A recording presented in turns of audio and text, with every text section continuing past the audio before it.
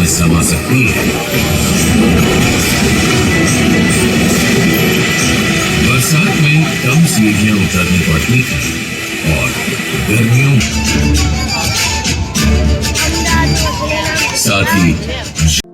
तो हेलो पाटण, તમે બધા કેમ છો? અને શું તમે ક્યારેય વિચાર્યું છે કે 900 વર્ષ જૂના પથ્થરો બોલી શકે છે? હા, હું વાત કરી રહ્યા છું પાટણની વિશ્વ પ્રસિદ્ધ રાણીની વાવની, જે યુનેસ્કો વર્લ્ડ હેરિટેજ સાઇટની ખાતે હવે રાત્રિના સમયે કંઈક આવું જ જાદુઈ દ્રશ્ય જોવા મળશે। અને આજે હું તમને લઈને આવ્યો છું એક એવી સફર પર જ્યાં ટેકનોલોજી અને ઇતિહાસનો અદ્ભુત સંગમ થાય છે।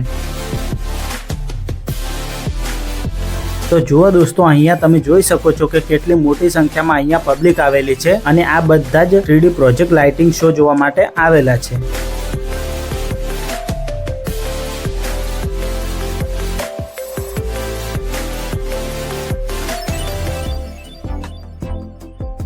અને દોસ્તો, થોડી રાહ જોયા પછી આપણને અહીંયા 7 વાગ્યા અને 15 મિનિટે અંદર એન્ટ્રી કરાવવામાં આવે છે। તો ચાલો દોસ્તો, હવે આપણે આ રાણીના વાવના અંદર જઈશું અને અંદર જે પણ કંઈ જોવા લાયક છે બધું તમને આ વિડીયોની અંદર બતાવીશું।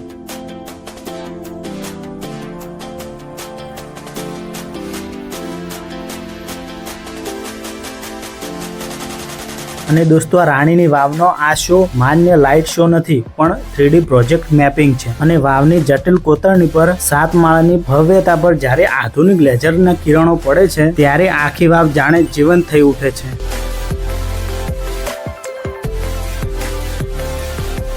અને દોસ્તો, આ શોમાં સોલંકી વંશનો ઇતિહાસ અને રાણી ઉદયમતી દ્વારા આ વાવનું નિર્માણ અને ભગવાન વિષ્ણુના દશાવતારની ગાથા ખૂબ જ સુંદર રીતે દર્શાવવામાં આવેલી છે। અને દમદાર મ્યુઝિક અને ગંભીર અવાજ તમને 11મી સદીમાં લઈ જશે।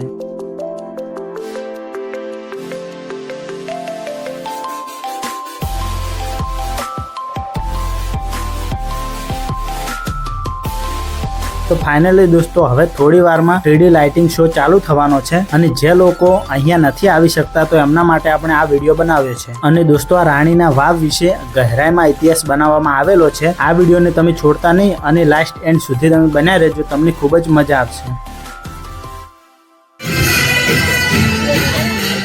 हमें मालूम है कि दिन की रोशनी में आपने भारत की इस विश्व प्रसिद्ध धरोहर, इस रानी की बाग की खूबसूरती का अनुपम आनंद लिया था।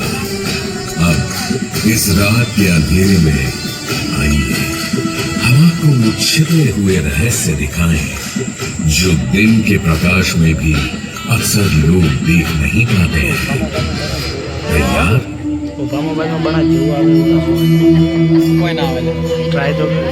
सम्राट भीमदेव प्रथम की पत्नी रानी उदयमती अपनी प्रखर बुद्धि के कारण समय से आगे की सोच रखती थी। उनके पति राजा भीमदेव के स्वर्गारोहण के बाद दरबार में बात चली कि परंपरा के अनुसार रानी अपने पति की स्मृति में क्या और किस प्रकार का स्मारक बनवाएंगी।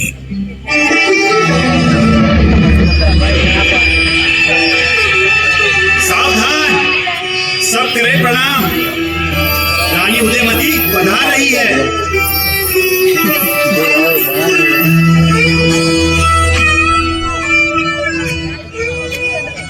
महारानी जी, आज जब स्वर्गीय पूज्य महाराज की अंत्येष्टि की सारी क्रियाएं कुमारकर्ण ने संपूर्ण कर दी, वो समय आ चुका है जब आपको ये निर्णय करना है कि आप स्वर्गीय महाराज भीमदेव जी की स्मृति में क्या एक निर्माण करवाना चाहेंगे। आप चाहें तो यहाँ उपस्थित शिल्पकारों, कलाकारों और मंत्री परिषद से परामर्श कर सकती हैं। बोलिए, आप लोग ही बोलिए। महारानी, स्वर्गीय महाराज को मंदिर बहुत प्रिय थे। जैसा मंदिर उन्होंने मोढेरा में बनवाया था वैसा ही कुछ आप भी। मैं आपकी बात से सहमत हूँ, परंतु मंदिर धार्मिक आस्था के केंद्र होते हैं, उनका सार्वजनिक कोई उपयोग नहीं है। इसीलिए हमें एक ऐसा स्मारक बनाना चाहिए जो कि हर प्राणी के उपयोग में आ सके। इसीलिए मैं सुझाव देता हूँ कि हमें मोढेरा जैसा मंदिर महाराज की स्मृति में बनाना चाहिए, जो केवल महाराज की याद के अलावा राज परिवार के लिए भी पूजा का विशिष्ट विग्रह भी हो। मैं आपसे सहमत नहीं हूँ। मैं चाहती हूँ महाराज की स्मृति में एक पानी की बावड़ी बनाई जाए, एक फाग। बावड़ी? महारानी जी क्षमा कीजिएगा, लेकिन बावड़ी तो भूमि के नीचे होगी और अधिक स्मारक ऊंचे और दूर से दिखने वाले होते हैं। महारानी जी, आप चाहें तो स्तंभ भी बनवा सकती हैं। वो आपके किस उपयोग का महारानी? आपको कौन सा पानी भरने जाना होता है सुबह सवेरे? मैं जानती हूँ कि मुझे पानी भरने नहीं जाना पड़ता, किंतु पानी मेरी प्रजा की बहुत बड़ी समस्या है। घर की महिलाओं को कोसों दूर पानी लेने जाना पड़ता है।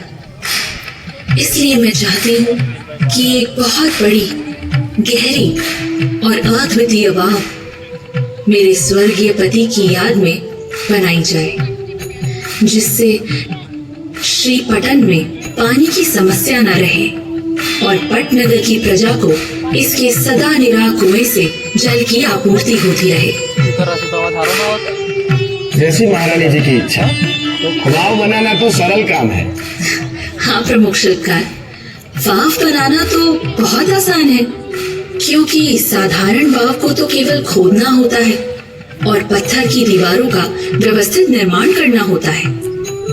किंतु मैं चाहती हूँ मेरे पति की स्मृति में बनने वाली वाव केवल उपयोगी ही नहीं, लेकिन शिल्प स्थापत्य कला में उनकी अभिरुचि की भी प्रतीक हो, जहाँ की एक एक मूर्ति उन देखने वालों को आस्था दे, उन्हें शांति दे और उन्हें आध्यात्मिकता में रंग दे।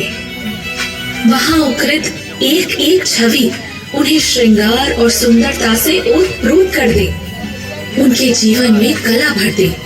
ये वाव केवल पानी की आपूर्ति का स्रोत ही नहीं, अपितु एक जल मंदिर जैसा स्मारक भी हो, जो वरुण, शेषशाही विष्णु एवं अन्य देवी देवताओं की प्रतिमाओं से सुसज्जित हो, जहाँ सीढ़ियां उतरकर लोग अधोगमन नहीं वरन ऊर्ध्वगमन कर सके। जो जितना गहरे जाए वो उतना ऊपर आए। साधो महारानी जी, साधो। उत्तम, श्रेष्ठ, बहुत सुंदर। कहा था ना कि रानी समय से आगे की सोच रखती थी, इसीलिए रानी ने इसे इतना सुंदर बनवाया और पूरी वाव को मूर्तियों, कलाकृतियों एवं संरचनाओं से भर दिया। इस वाव की गहराई इतनी अधिक है कि आज के हिसाब से एक पूरी 10 मंजिल की इमारत इसमें समा सकती है।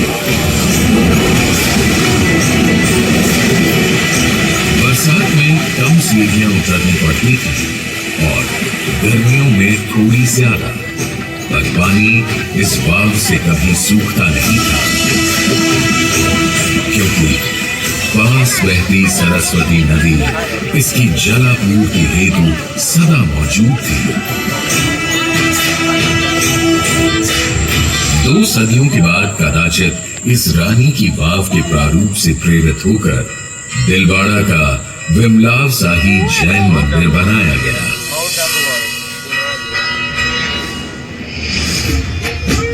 पट्टन यानी आज का पाटन तब गुजरात की राजधानी था और उसका एक नाम अनहिलपुर भी था।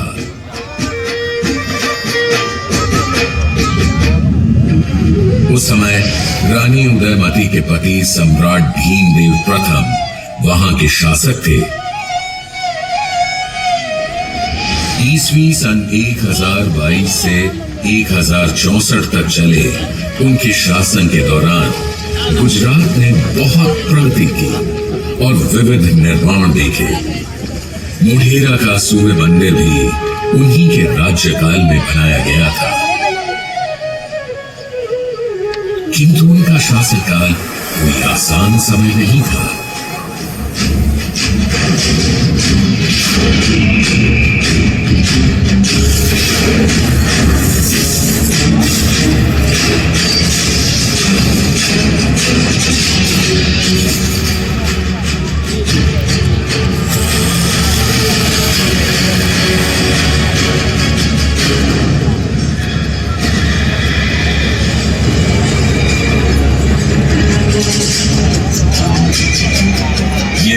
समय था जब गजनी के महमूद ने अफगानिस्तान से भारत आकर प्रभास पाटन में सोमनाथ मंदिर को लूटा था। सोमनाथ का पावन भव्य शिव मंदिर न केवल अपने महात्म्य वरन अपने खजाने के लिए भी जाना जाता था। महमूद गजनवी का मन इस मंदिर से सोना चांदी रत्न लूटने भर से नहीं माना और जाते जाते उसने बहुत कुछ वसूल भी कर दिया।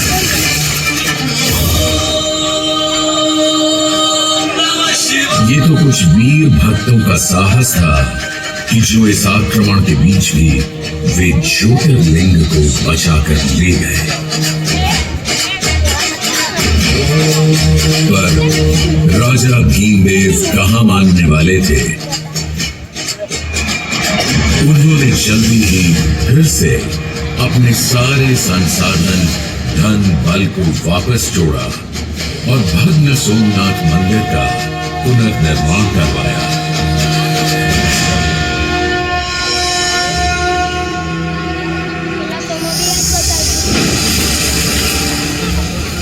सम्राट के 3 पुत्र थे, मूल राजा, क्षेम राजा और कर्ण। राजा के स्वर्गलोक से धारने पर पटरानी उदयमती और भीमदेव के पुत्र राजकुमार कर्ण ने गद्दी संभाली।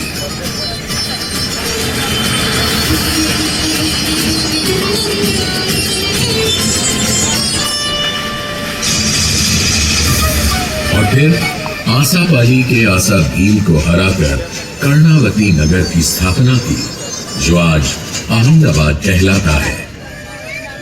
राजा भीमदेव और रानी उदयमती ने मिलकर त्रिपुरुष प्रसाद, भीमेश्वर और कई शिव मंदिरों का निर्माण करवाया।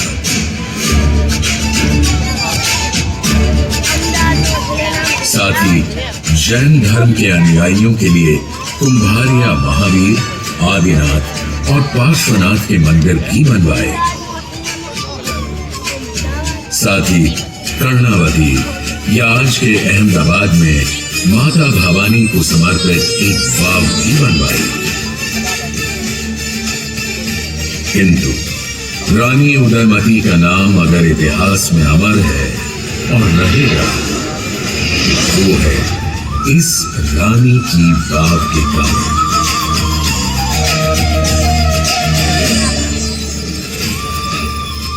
यह वाव 64 मीटर लंबी, 20 मीटर चौड़ी तथा 27 मीटर गहरी है और ये भारत में अपनी तरह की अनूठी वाव है। रानी उदयमती ने अपनी इस वाव को गहरा बनाने के लिए 7 तल में इसे बनवाया और हर तल में नए प्रकार की कला अभिव्यक्ति के पटल प्रस्तर खंडों पर खुदवाए। कहीं भगवान, देवी देवता, कहीं अवतार, कहीं यक्ष यक्षणिया, कहीं अप्सरा गंधर्व, कहीं पशु पक्षी, कहीं कथा चित्र, कहीं महाकाव्य, कहीं आम नागरिक और कहीं उनकी वेश और वेशभूषा। साथ ही कहीं कहीं बड़े ज्यामितीय आकारों का आकल्पन रानी की वाव को अद्भुत सौंदर्य प्रदान करता है। अब इन्हीं को देख लीजिए। जी नहीं, यह पाटन की पटोला साड़ी की डिजाइन नहीं, इसी वाव की दीवारों पर उकेरे गए अलंकरण का एक हिस्सा है। शायद वास्तुशिल्पियों ने पाटन की पटोला साड़ी से प्रभावित होकर उसकी अनुकृति यहां बनाई होगी या इनसे प्रेरणा ली होगी साड़ी के बुनकरों ने। वैसे साड़ियों में पाटन की मसरू भी कम नहीं, जिसमें ताने में रेशम और बाने में सूत ऐसे बुना जाता है कि एक ही साड़ी में रेशम की चमक और सूत की गमक शामिल होती है। और ये कोई दशावतार पटल नहीं, इसी वाव में स्थित मूर्ति पटल है।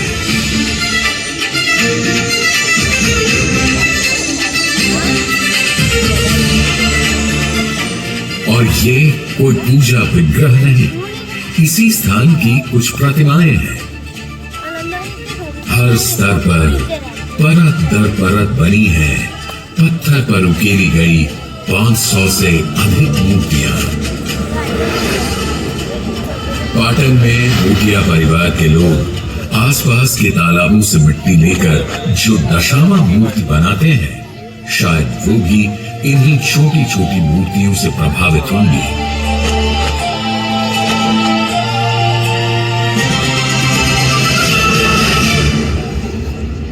इन छोटी छोटी मूर्तियों में भी नजर आते हैं सुंदर और विस्तृत वर्णन।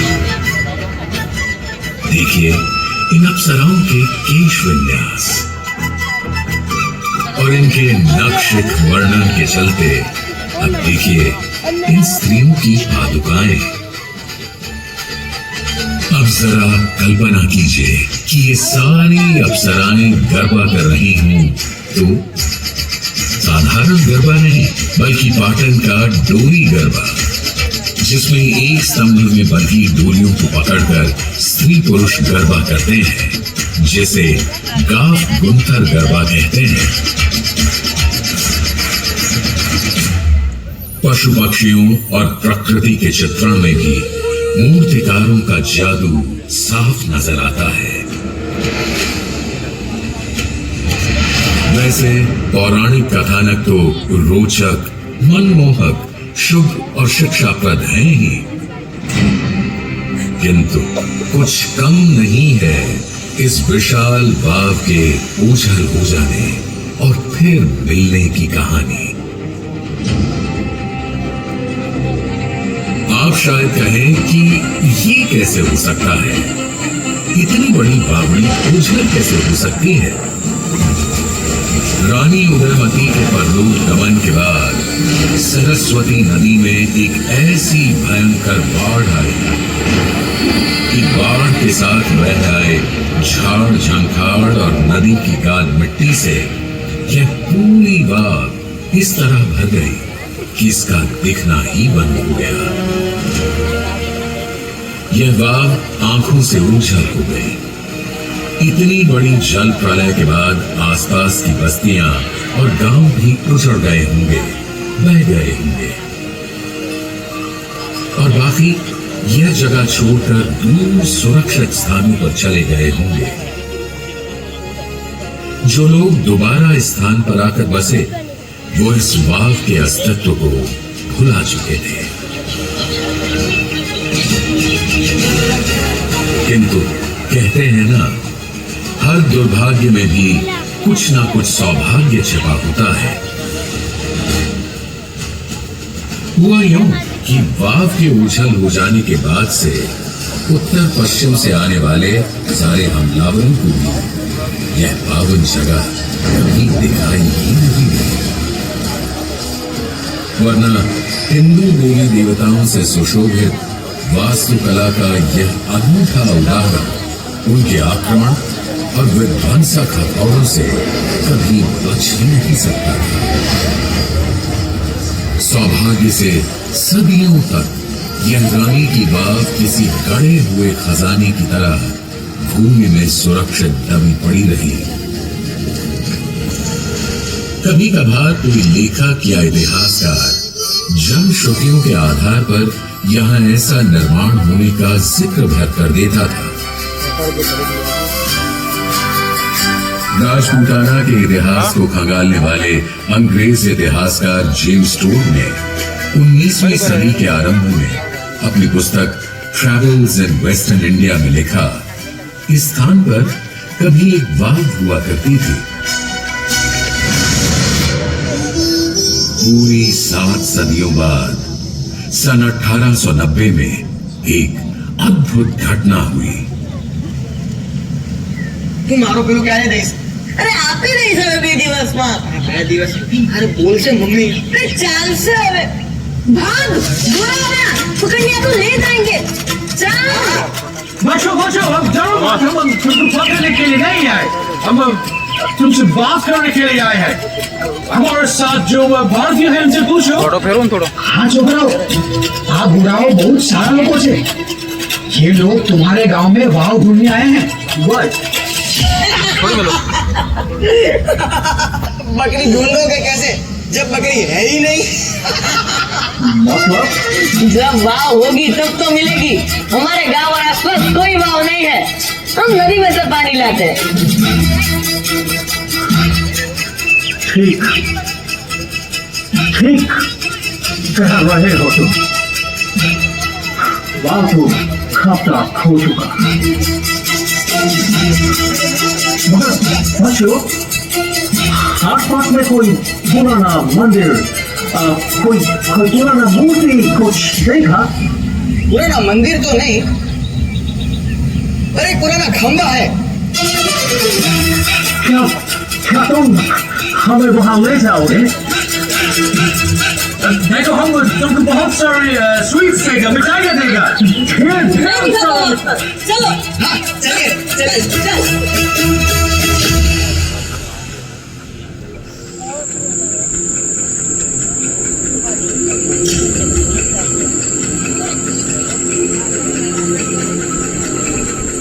Henry, did you see this? Yes, James. That seems to be a groove to support the rope. There must have been a pond over here.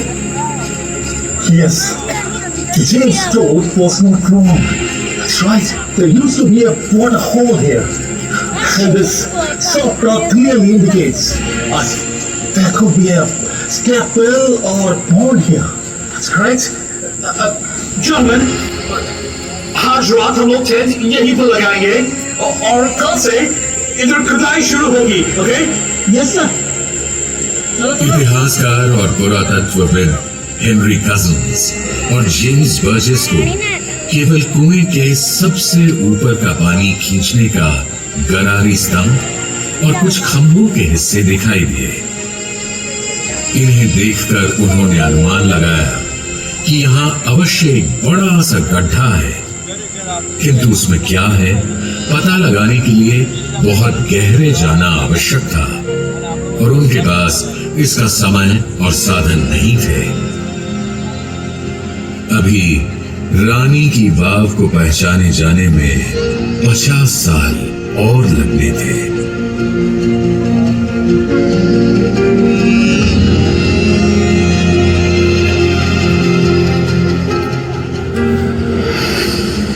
अगली सदी में बड़ौदा महाराज की प्रेरणा से बड़ौदा रियासत के पुरातत्व विभाग के कुछ पुरातत्वविद सन 1940 में यहाँ आए और स्थानीय लोगों की मदद से उन्होंने धीरे धीरे कजिन्स और बर्जेस द्वारा बताए गए गड्ढे को खोदना शुरू किया।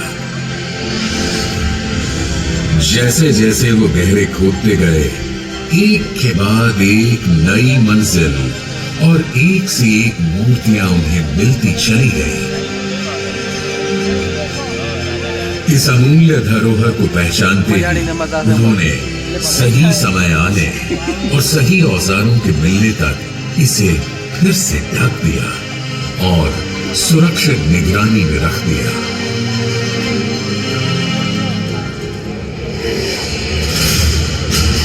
इसके 40 वर्षों बाद इस वाव के भाग्य फिर जागे जब सन 1981 में भारतीय पुरातत्व सर्वेक्षण इस जगह पर विधिवत उत्खनन का काम शुरू किया। जैसे जैसे पुरातत्वविद अपने हाथों, ब्रशों और फावड़ों की तेज धार से मिट्टी हटाते गए, एक नया संसार जमीन से बाहर आने लगा।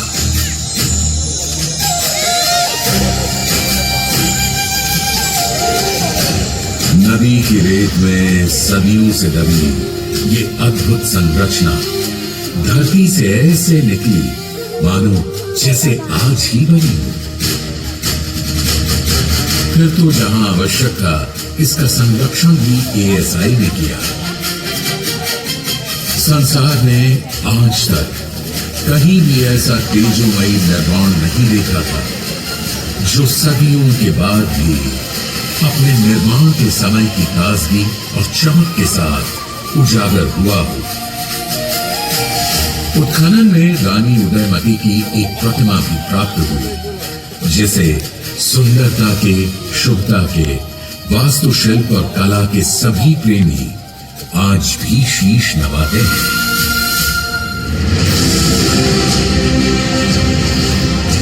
रानी की वाव अपने ऐतिहासिक एवं पुरातात्विक महत्व के कारण 1936 से संरक्षित स्मारक है। सन 2014 में इसे विश्व विरासत की विशिष्ट सूची में शामिल कर दिया गया है। यही नहीं, भारतीय रिजर्व बैंक ने अपने नए नोटों में भी इस अद्भुत संरचना को स्थान दिया है। संसार की कदाचित सबसे सुंदर इस अनोखी वाव को देखकर यूनेस्को ने कहा वाव, और आज यूनेस्को हेरिटेज लिस्ट में शामिल यह वाव भारत ही नहीं, सारे संसार की साझी विरासत है। गुजरात अपने आप में ऐसी अनेकों विरासत को संभाले हुए है। रानी की वाव आज पूरी दुनिया के लिए आकर्षण का केंद्र बन गई है। आप और हम कितने सौभाग्यशाली हैं कि हमें यहाँ आने और इस बावड़ी के दर्शन कर अपनी प्यास बुझाने का मौका मिला। आइए हम प्रण करें कि हम अधिक से अधिक लोगों को रानी उदयमती और उनकी इस वाव से परिचित कराएं और उन्हें भी यह चमत्कार देखने के लिए प्रेरित करें।